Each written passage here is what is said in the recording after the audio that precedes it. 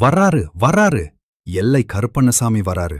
இருட்ட கிழிச்சிட்டு வெள்ள குதிரையில வேட்டையாட வராரு.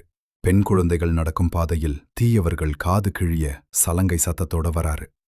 தப்பு செய்துவிட்டு தைரியமா வீட்டுக்குள்ளே ஒளிஞ்சிருக்கும் மானிடரின் வீட்டு வாசலில் அருவாள் ஏந்தி நிக்கிறாரு.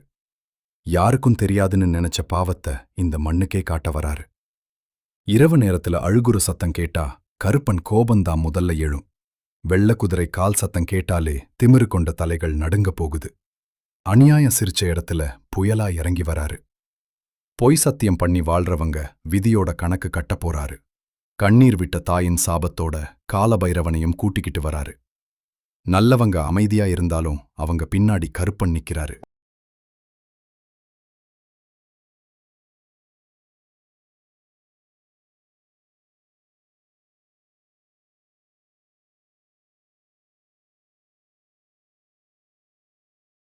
என்னை யாரும் எதுவும் பண்ண முடியாதுன்னு திமிரா திரியிறவங்க மூச்சு வாங்கவே பயப்பட போறாங்க.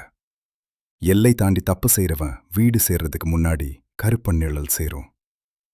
இந்த மண்ணு பெண் பிள்ளை கண்ணீர் விழுந்தா அந்த கண்ணீருக்கு பதில் சொல்ல அருவாள் தூக்கி வர்றாரு.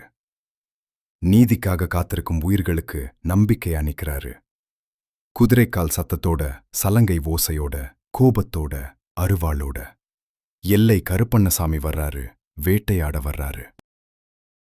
கருப்பு வேட்டி கட்டிக்கிட்டு கையில் அரிவாள் ஏந்தி வாரண்டா. நீதி நிலைக்கச் செய்ய நிமிர்ந்து வாரண்டா. நீதி நிலைக்கச் செய்ய நிமிர்ந்து வாரண்டா.